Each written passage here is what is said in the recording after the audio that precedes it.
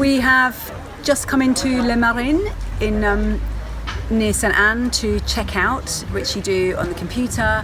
You check out, it's really simple. And we have put our next port as Curaçao. So Curaçao is where we're going. That's the Dutch Antilles island, is part of that group. It's part of the ABC Islands, just north of Venezuela. So we're going very early in the morning, we're leaving really early, and we're looking at about a 72-hour plus sail, depending on how fast we go. So it's 3 more overnighters. Unfortunately, things don't quite go to plan. Yeah, so it's one of those mornings, we're about to leave on passage to Curaçao, and the autopilot isn't working. The new screen is not working, so we've got no idea what it is. So that's the morning today. You and me, we're family. The bond that we share is as deep as the sea. No matter how rough things may come to be, you and me, we're family. There are a few other things that need to be done before we go on a passage, and one of them is shopping. So this is great because they actually have a supermarket with a dinghy dock, so you can park your dinghy here like in a car park, go and get your food and bring it straight to your boat by trolley.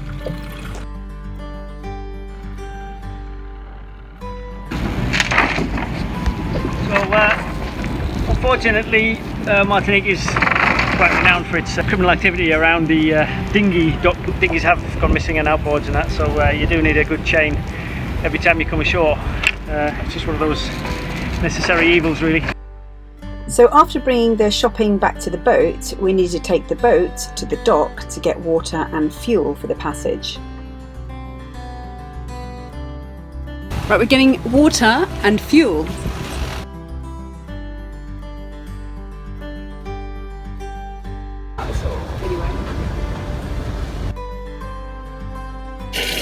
Right, so we've come on the dock in St Anne to get water and fuel and petrol for the dinghy. And gas, actually, if you can. Right, water going in first. I'm just filling up the boat with some fuel, so for the engine. It's actually diesel.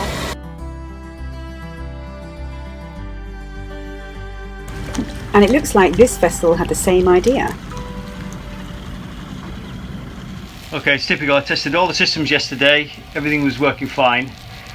Get up at 6 o'clock this morning to make an early start and the autopilot doesn't work. So I tried to check the fuses. I took the fuse out and then managed to drop it down the back of the conduit where all the pipes go, but Irenka luckily found it in the bilge. So I tested the wires, everything seemed to be working, put it all back again and suddenly it's just working. So there must have been a loose connection somewhere, no idea where. Anyway, it's working now, so good to go. Now we're late. Let's go. This kind of stuff is character building and it brings us closer together. Woody always manages to sort the problems out. He's so cool.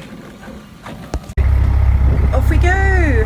Say goodbye to our Russian friends on Naus. They're still asleep. Their CNOT, their YouTube channel.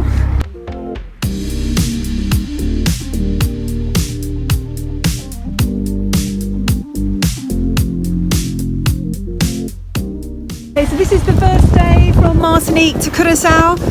We're making kind of okay progress. We're trying to stay at least above 6 knots so we get there in daylight, but even if we go 6.3 it'll be so much better because we get there early in the day. So ideally we want to go around 6.5 knots, that's what we really want.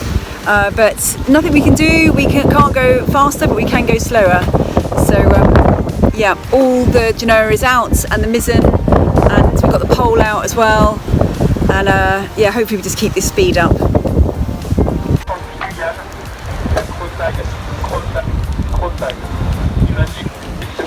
It's been a few months since we did the sail from Suriname, and yeah, always the first day we always feel a little bit kind of ropey, I suppose, and tired as well. Usually tiredness gets us all on the first couple of days, but it's a short passage, so I suppose day 1 is you're feeling a bit excited, a bit tired. Day 2 we'll probably start feeling more tired, and then day 3 it'll all be fine because we'll be there.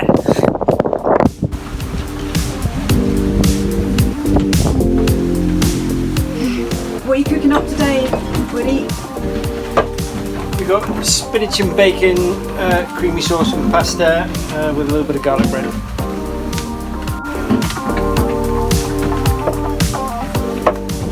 The review of the first passage day of dinner.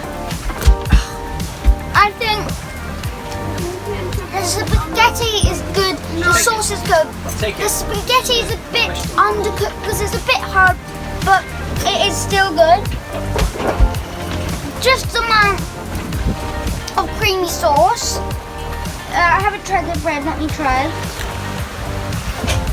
Bread perfectly cooked. Oh, garlic bread.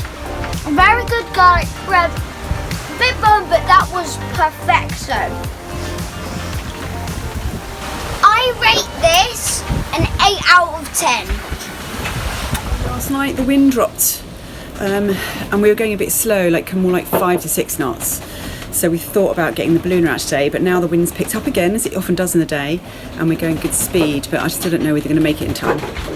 And we did a watch system of, I did about 8 o'clock till 2 o'clock. That's what Woody normally does. I thought I'd try it, but that's a long watch.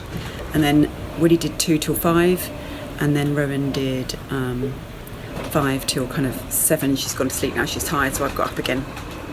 Well, actually Ewan's doing a watch now, but the wind's picked up, so I've just come up to check. And also on the clouds, there's a bit of a kind of squall, and I want to make sure it doesn't come over us.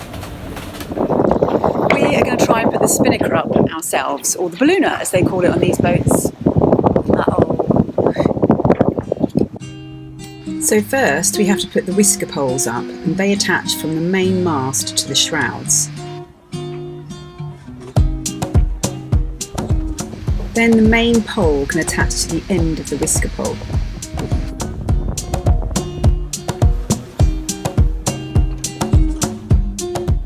On the pole we've got an up haul, a down haul and 2 lines that stop it going forwards and backwards, and then it has to be pushed out so then we can unfurl the genoa. The pole is great for keeping the sail flat as it stops it flogging in this well.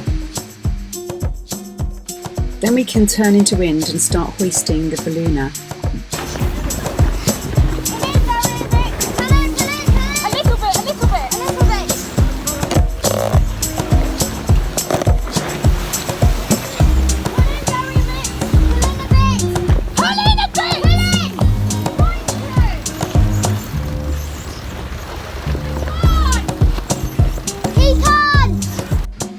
We needed to get the sheet in because it was actually getting caught under the front of the boat.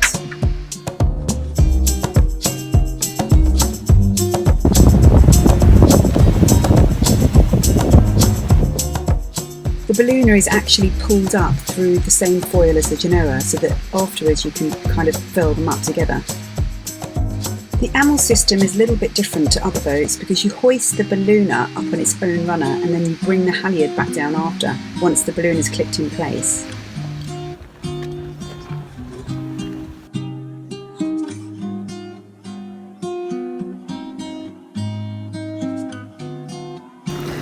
So we did manage to get the big ballooner up. It wasn't too bad in the end actually. But there is hardly any wind, so even with both the ballooner up and the genoa, we just can't seem to have enough speed. There's not enough wind to get us there, so I think we're going to be looking at another day. So it'd be more like kind of 3 days, 3 nights plus another day and a night before we get there. Nothing we can do about that.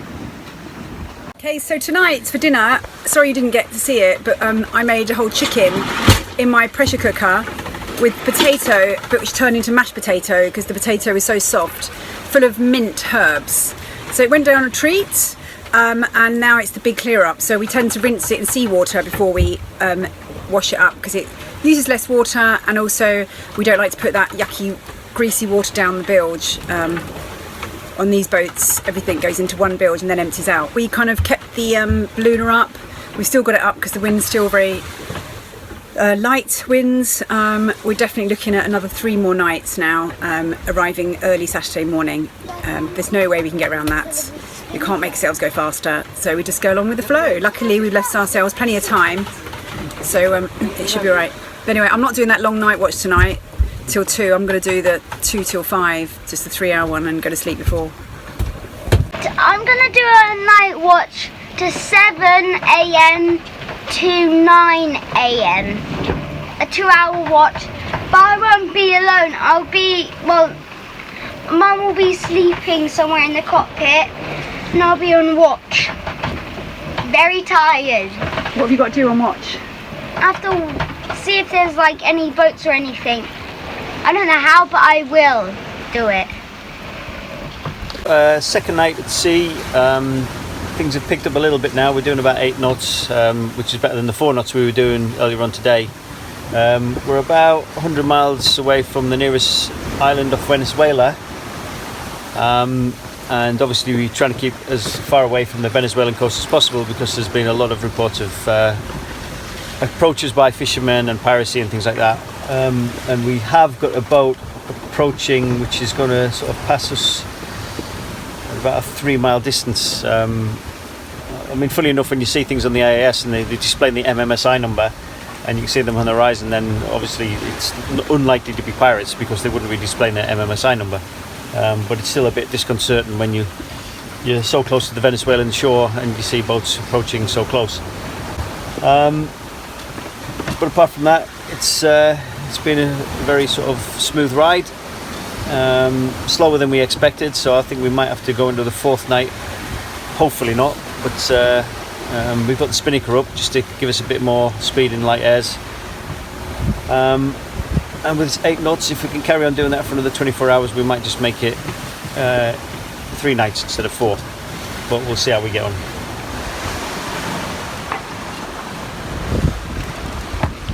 We made really good progress last night, and we think maybe we're going to make it just one more night and get there Friday as originally planned. The only problem is, we're making good progress with the Genoa and the Ballooner out, but we're kind of going really off course, so we've got to get it down soon and jibe over and maybe just use the Genoa again. Did you do your watch this morning, Ewan? How was your watch? It was good.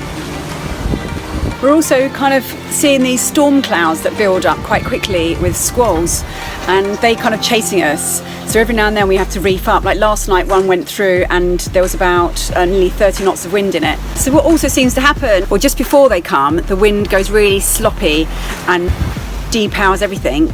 And then when it comes through, the wind changes direction suddenly as well. So that kind of alters your course. Yes, it's kind of really annoying.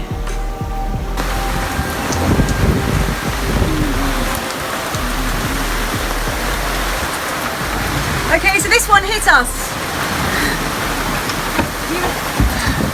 I'm going to throw them down. That's about 5 metres, Woody. Further? Yeah. Okay, further, Rowan. Is that okay like that? So with the squalls and heading so off course, it was time to get the Ballooner down. So to bring the Ballooner down, you have to hoist the de-hooker up on the halyard until it unclips the top of the Ballooner halyard, and then it comes down. And if it sounds complicated, yeah, it is. As the sail comes down, it's important to not let it go in the water or any of the sheets, so you need 1 or 2 people at the bottom of the sail, like dragging it onto the deck.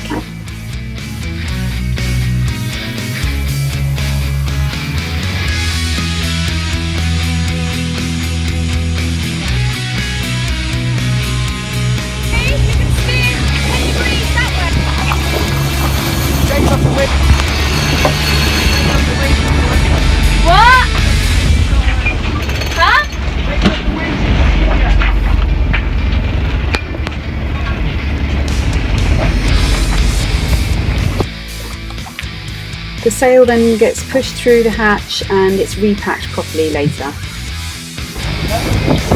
Hey, we did it!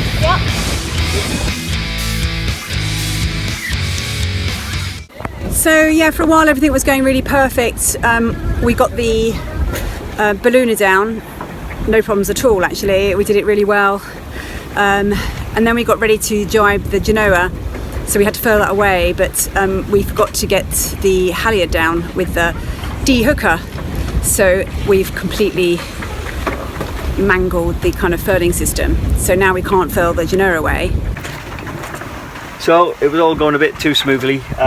We managed to get the sail down, but then we had a few distractions and then forgot to pull the tripping line down before we furled away the head sail. And so the tripping line got caught around the head sail and basically mangled the furler at the top of the forestay, which means now we've snapped the halyard. The tripping mechanism is still up there. We can't furl away the Genoa because the two prongs that stop the whole mechanism at the top from spinning around and wrapping the Genoa halyard around the forestay doesn't work. And so every time we try and furl away, it basically wraps itself around.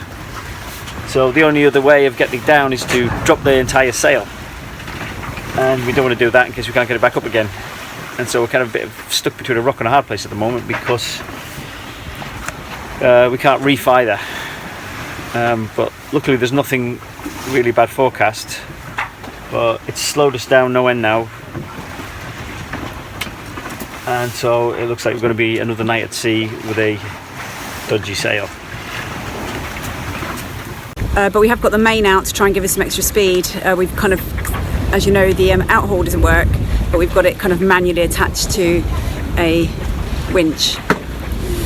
So that's the score right now.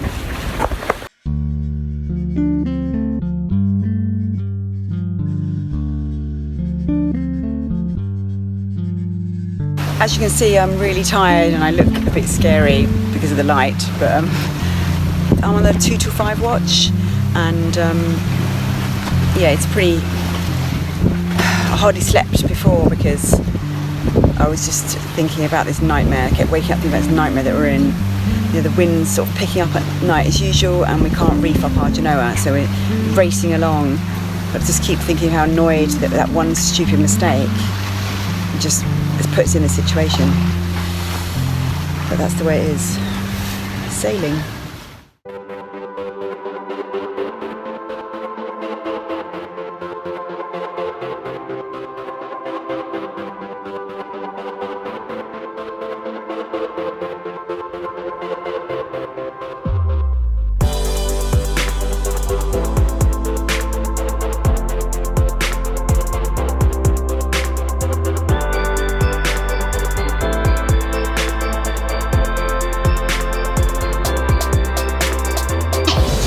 We're just passing Bonaire now. The wind's been not too bad. Poseidon's been kind to us, and we've managed to keep going safely with a full Genoa out the whole day and night. We still think we're hoping that we might make it before dark, but if not, there's a few options. Maybe some bays we might be able to get into, but it's about dropping our head sail. That's going to be the big challenge, really, with that Genoa will come down or not. We were still quite far away from land, but we saw this tiny boat battling the waves and swell. We can only think it must be a fishing boat.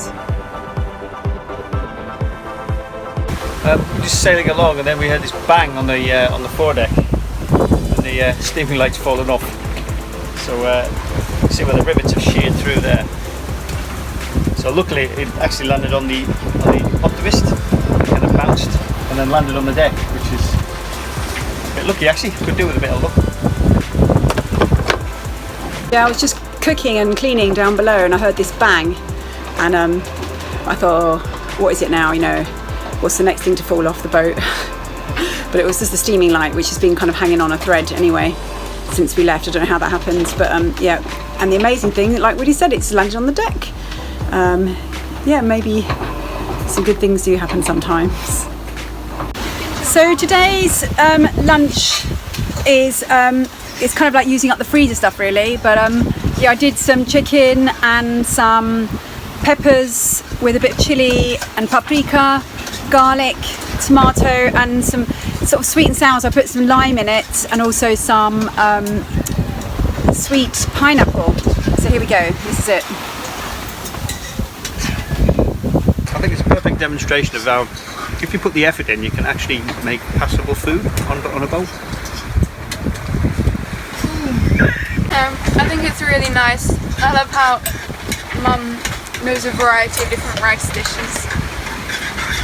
Going down quite well, and I'm keeping the spirits up. I am exhausted, as you can see, and I'm not sure whether to laugh or cry, but there we go. The food, 100%. Except, I want more chilies, this is amazing. So, I think the food is really good. I rate it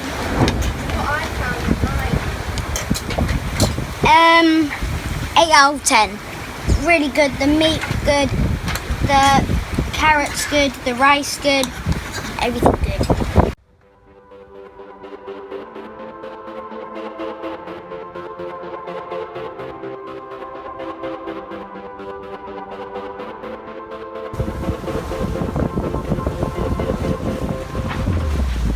I can see land!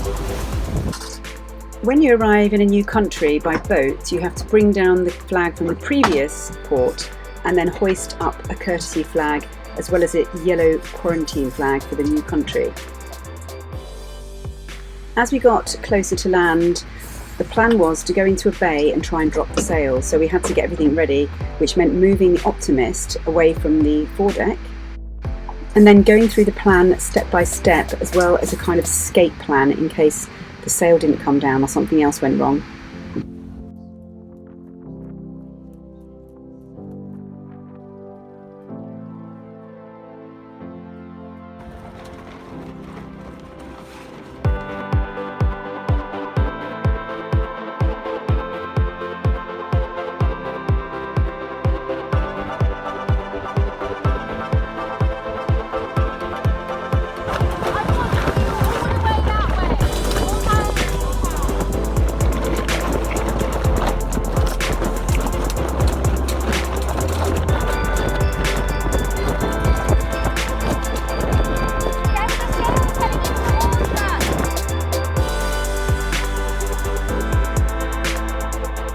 Okay, so we managed to get the sail down and we had Rowan on the helm. She was making sure we stayed into wind. We had Daryl who was on lookout and filming, and like I was putting it down at the foil.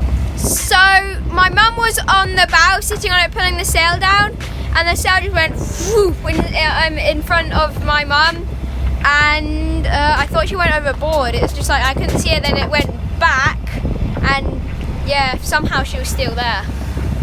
Woody was letting out the halyard, so I'm still shouting because it's all been really quite dramatic. And I think the thing is, it feels like we've been kind of on a motorway for the last 24 hours. Ever since we couldn't get that sail or furl it away, we've had that full sail out for 24 hours.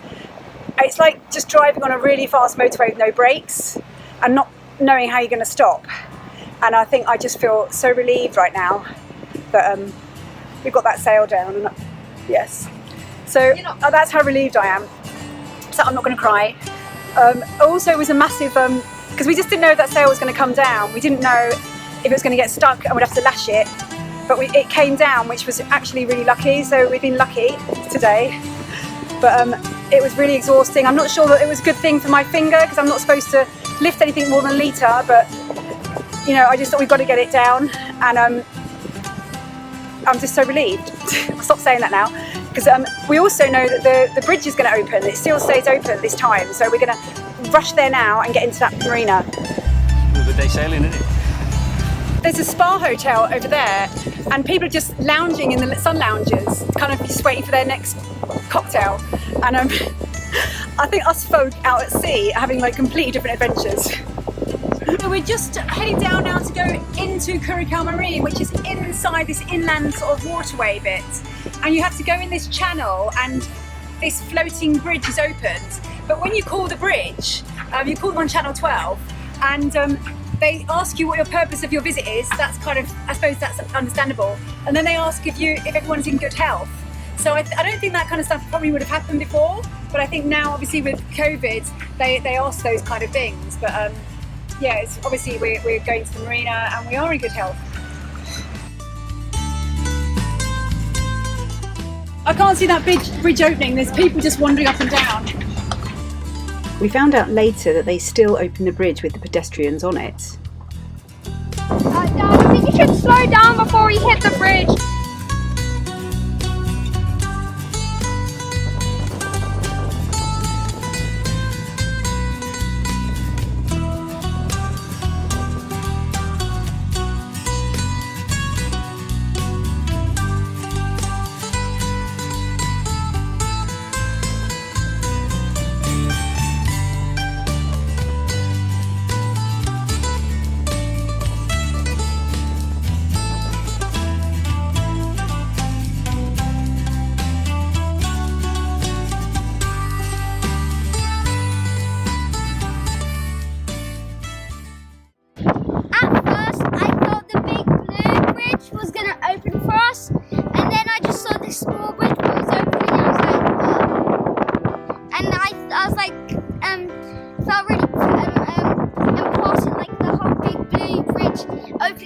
but then no, it's like a smooth bridge.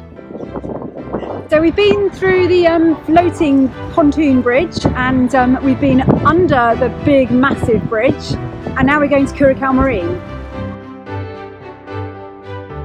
My hair has gone really weird and I'm looking very tired, you can see.